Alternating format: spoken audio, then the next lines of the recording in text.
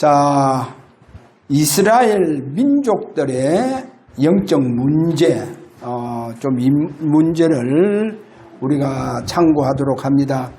다시 말해서 하나님의 백성들의 영적 문제고 또 구원받은 자의 영적 문제도 되겠다. 그렇게 생각하시면 되겠습니다. 서론에서 지금 기독교 방송에서 개혁적 오늘날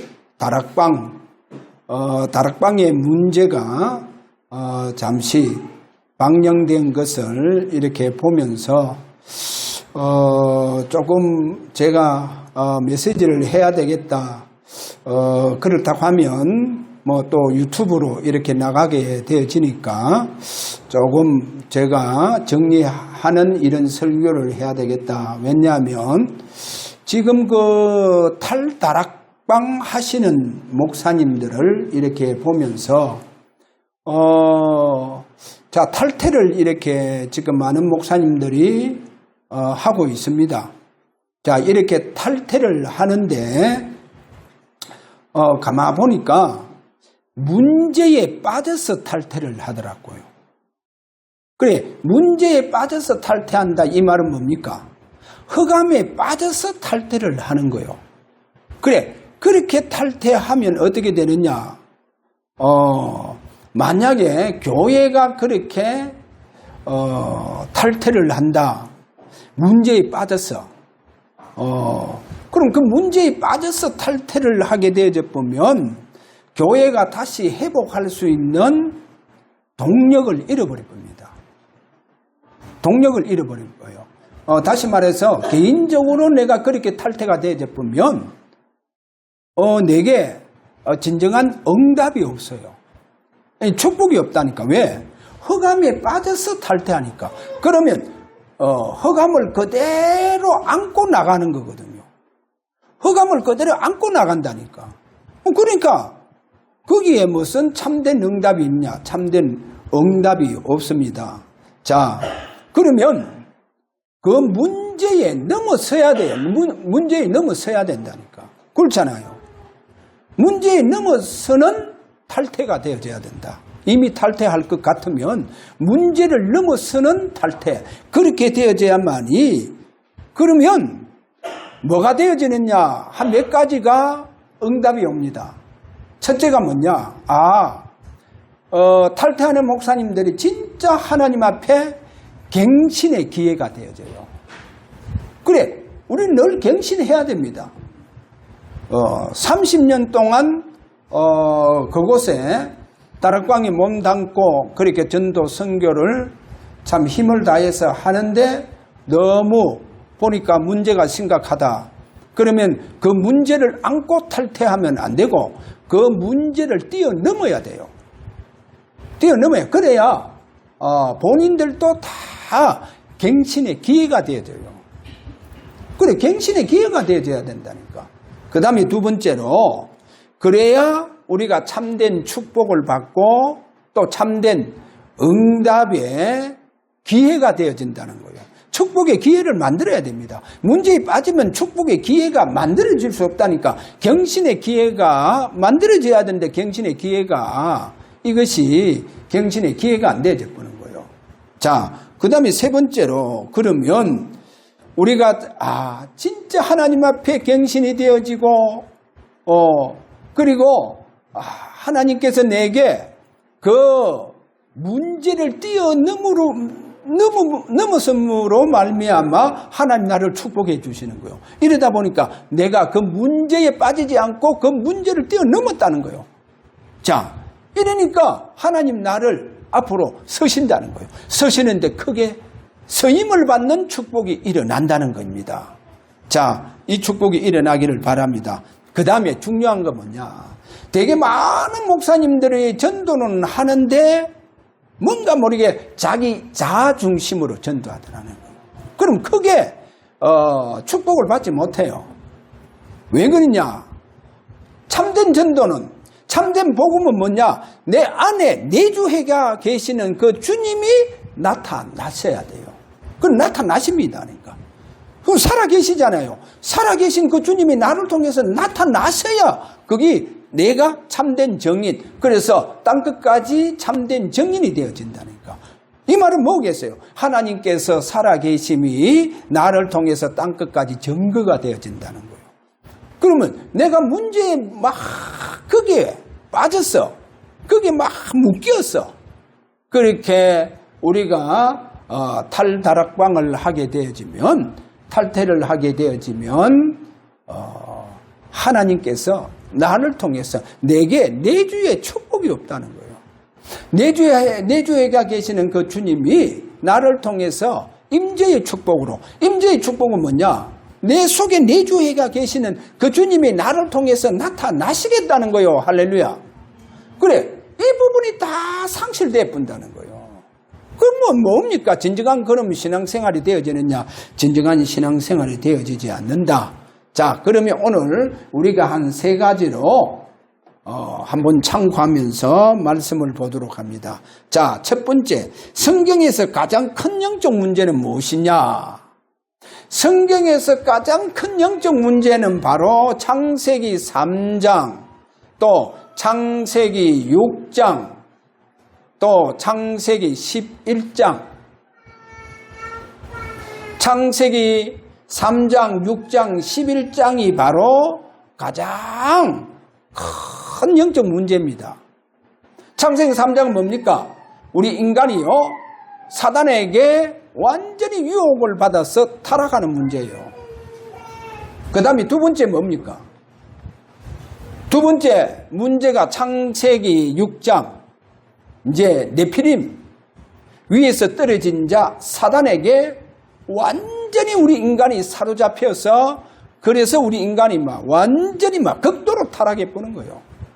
자, 이러면서 이제 11장에 가서 보니까, 창세기 11장에 한 지도자 니므롯이 일어나서 하나님을 대적하는 바벨탑의 역사가 일어나죠. 자, 그러면 우리가 창세기 3장, 6장, 11장이 가장 큰 영적 문제인데 성경의 가장 큰 문제로 보고 있습니다. 그러면 만약에 창세기 3장, 6장, 11장으로 돌아가는 문제가 이것이 일어나면 어떻게 됐냐? 반드시 하나님 심판해 보여. 그래, 영적 문제도 창세기 3장 영적 문제가 드러나든지 창세기 6장에 그 네피림, 그 타락된 영들이 나타나서 완전히 이것이 일어나게 되고, 또 창세기 11장의 영적 문제가 이것이 드러나게 되어져 보면 어떻게 되느냐? 하나님 반드시 심판합니다. 자, 그 한 예가 대표적인 예로서 구약에 보면 소돔과 고모라요. 소돔과 고모라. 이 소돔과 고모라를 보면 창세기 14장에 가서 보면 이렇게 말씀하죠. 롯이 소돔과 고모라를 선택해서 그 땅으로 가려고 할 때 하나님은 소돔과 고모라를 성경에서는 어떻게 설명을 하고 있느냐? 하나님의 동산과 같고 애굽 땅과 같으라. 하나님 동산과 같고 애굽 땅과 같으라. 그래서 거기 보면 성경이 이런 말합니다. 하나님께서 소돔 고모라를 멸망하시기 전에 이렇게 됐다는 거예요. 근데 그 땅이요, 완전히 바벨탑과 같다는 거예요.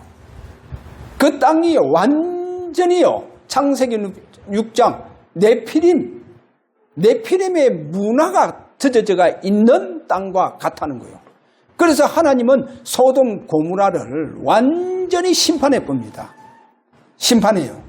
그 다음에 성경에 보면 신약에 와서 고린도 교회를 조금 우리가 살펴볼 수 있습니다. 하나님 심판합니다. 그런 교회는. 거기 보면 또 그런 사람들은 하나님 반드시 심판해 보여. 그런 사람들을 성경에 고린도전서 11장 31절에 가보면 그런 사람을 고린도전서 5장 1절에서 5절의 사람들을 어떻게 심판하냐. 첫째, 하나님께서 몸을 약하게 만든다는 거예요. 그래, 몸을 약하게 하는데도 그래도 회개하지 않는다. 그러면요, 두 번째로 침상에 던져본다는 거예요. 그래도 회개하지 않는다. 그러면 하나님은 그들을 불러 올린다는 거예요. 그래서 성경에 보니까 잠자는 자들도 많더라. 왜? 많더라는 거예요. 잠자는 자. 그 말은 뭐냐? 죽는 자가 많더라는 거예요. 불러 올리보는 거예요. 하나님께서. 그게 이제 고린도전서 5장의 문제를 가지고 하나님은 심판하는 거예요. 심판하는데 왜 그렇게 심판하느냐? 창세기 6장으로 돌아가더라는 거예요. 그 영적 문제로 돌아가더라는 거예요. 그래서 심판을 하십니다. 그 다음에 계시록에 가면 오늘 본문에 가서 보니까 무너졌도다 큰 성 바벨론이요. 하나님 바벨론을 그 영적 문제를 하나님 보시고 바벨론을 완전히 무너뜨려 봅니다. 바벨탑 같은 그 바벨론을 무너뜨려요. 완전히요. 그 문화가 바벨탑 문화 같다니까요. 그리고 창세기 6장 네피림의 문화와 같다는 거예요. 막 얼마나 사단이 막 사람들 사로잡아 가는지요.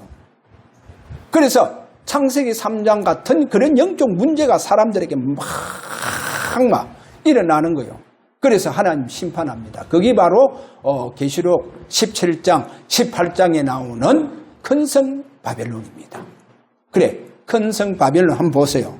거기에 세 번째로 가서 보니까 큰 성 바벨론의 영적 문제. 17장 3절에 가서 보니까 땅의 음료들과 가증한 것들의 음이라. 그렇게 말씀하고 18장 3절에 가서 보면 땅의 왕들이 그와 더불어 음행하고, 그 다음에 계시록도 18장 3절 땅의 상인들, 그러니까 산업이 얼마나 발달했습니까? 땅의 상인들도 그 사치의 세력으로 치부하고. 자, 이렇게 이 큰 성 바벨론 완전히 귀신의 처소다는 거예요. 완전히 귀신의 처소. 그래서 하나님은 이 큰 성 바벨론 이거를 무너뜨립니다. 하나님 심판하시고. 자, 그러면 오늘 우리가 두 번째로 뭐를 봐야 되냐? 우리가 믿음의 조상 아브람도 어떤 운명에 빠져가 있었느냐? 그 가문 자체가 어떤 운명? 아브라함의 그 개인이 어떤 운명에 빠져가 있었냐? 그리고 거기에서 빠져나와야 돼요. 그래서 우리가 아브라함을 좀 참고해보자고 하면 첫 번째로 가문의 문제가 이게 보통 문제가 아니더라는 거예요.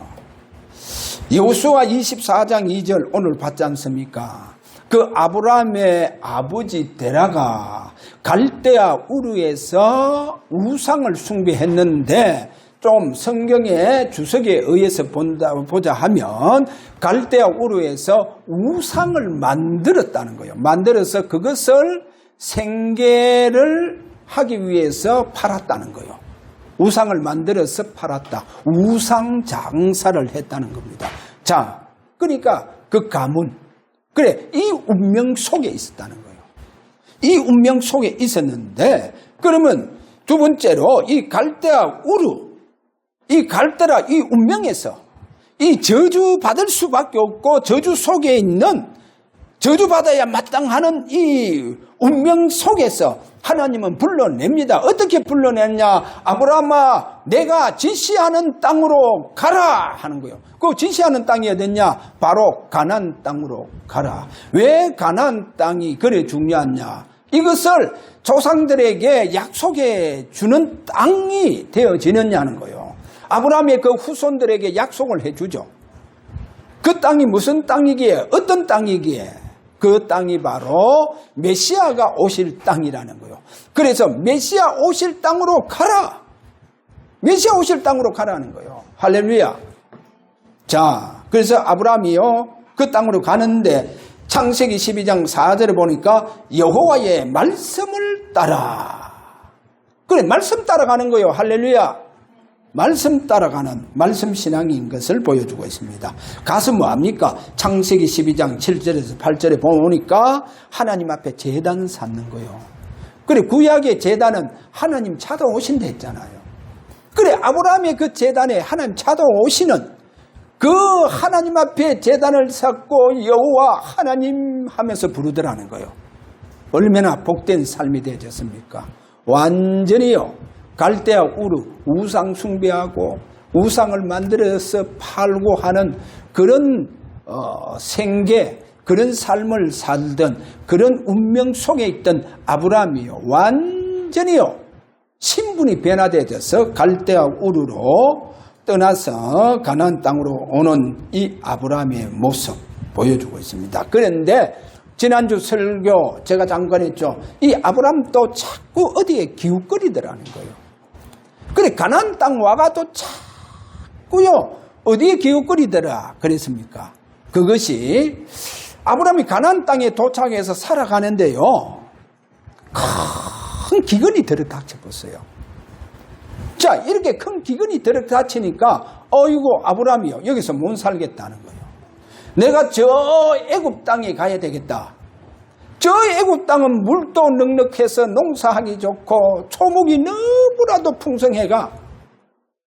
그러니까 짐승들 가축 먹이는데 얼마나 그 땅이 비옥된 땅이고 얼마나 싱싱한 풀들이 많느냐.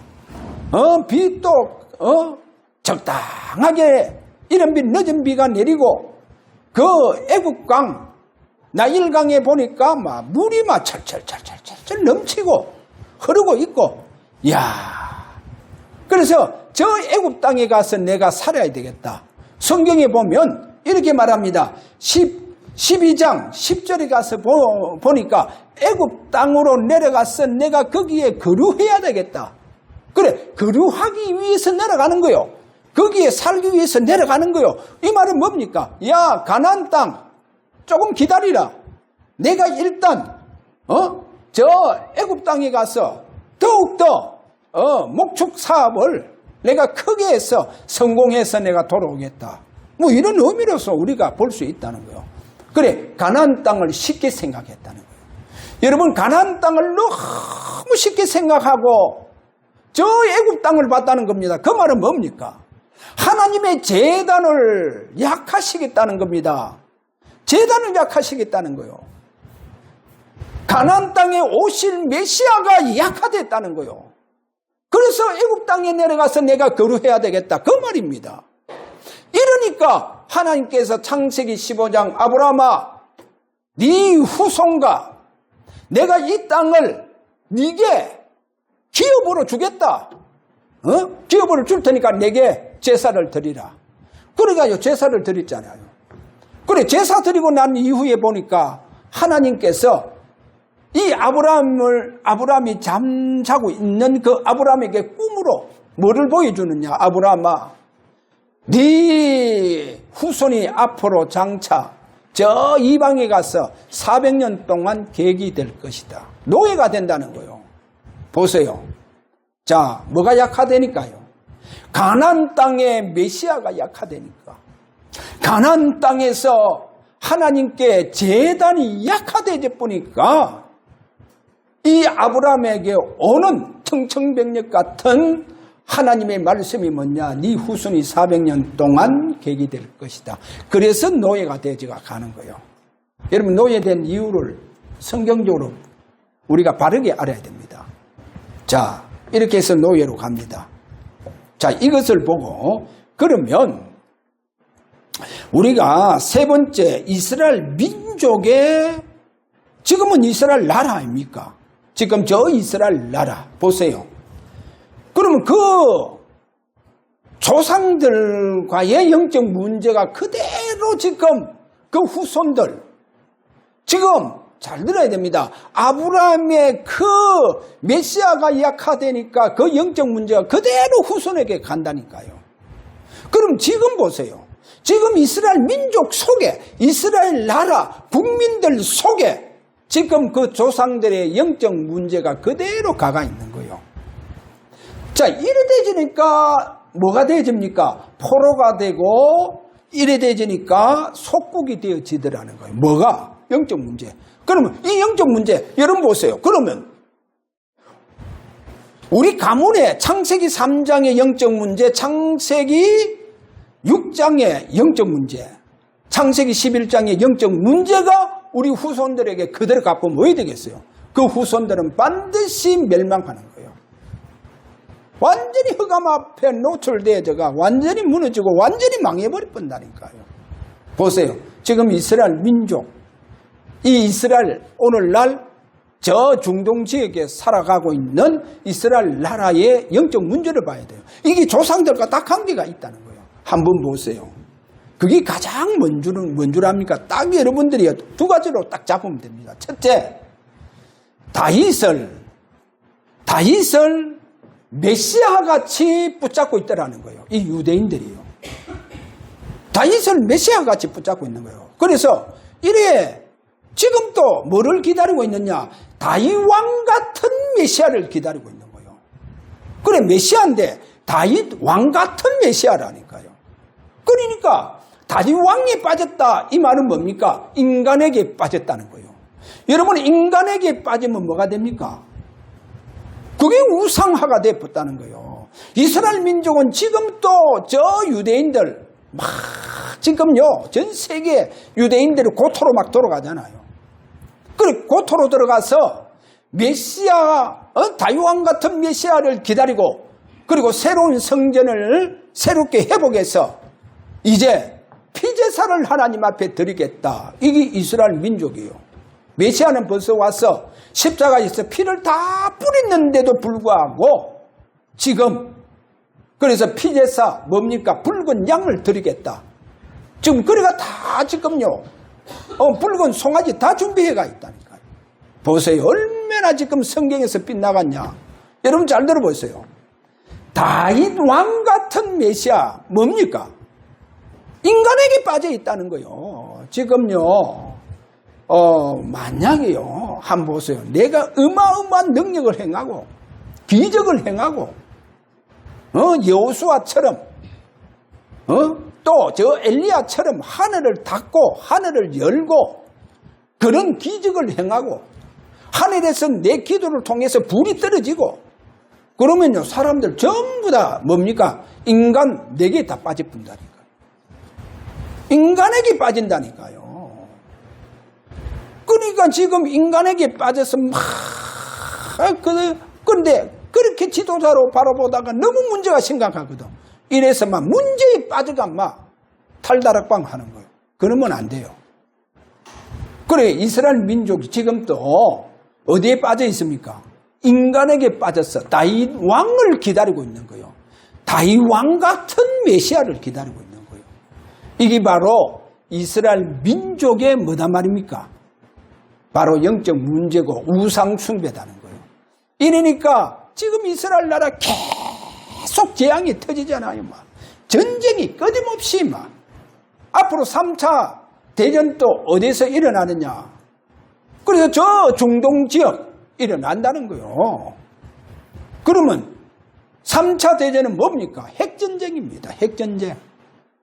핵전쟁 결국 막 핵으로 막 이 지구를 완전히 다 멸망시켜 보는 거예요.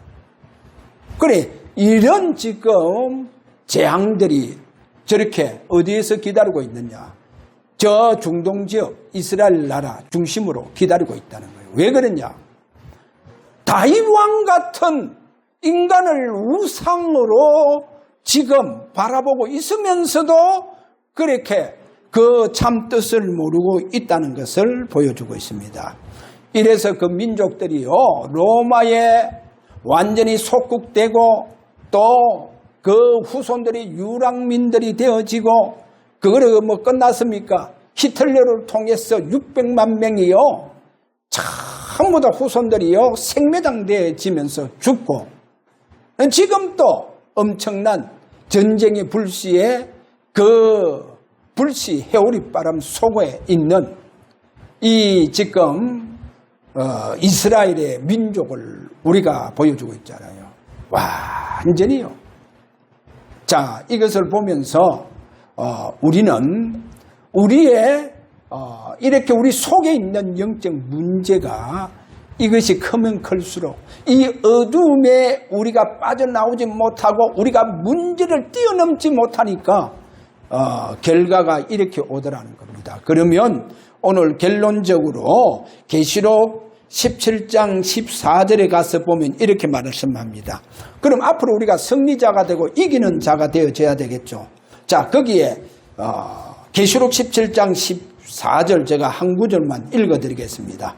그들이 어린 양과 더불어 싸우려니와 어린 양은 만주의 주시요 만왕의 왕이심으로 그들을 이기실 터이요 또 그와 함께 있는 자들 곧 부르심을 받고 택하심을 받은 진실한 자들도 이기리로다. 여기서 굉장히 중요합니다.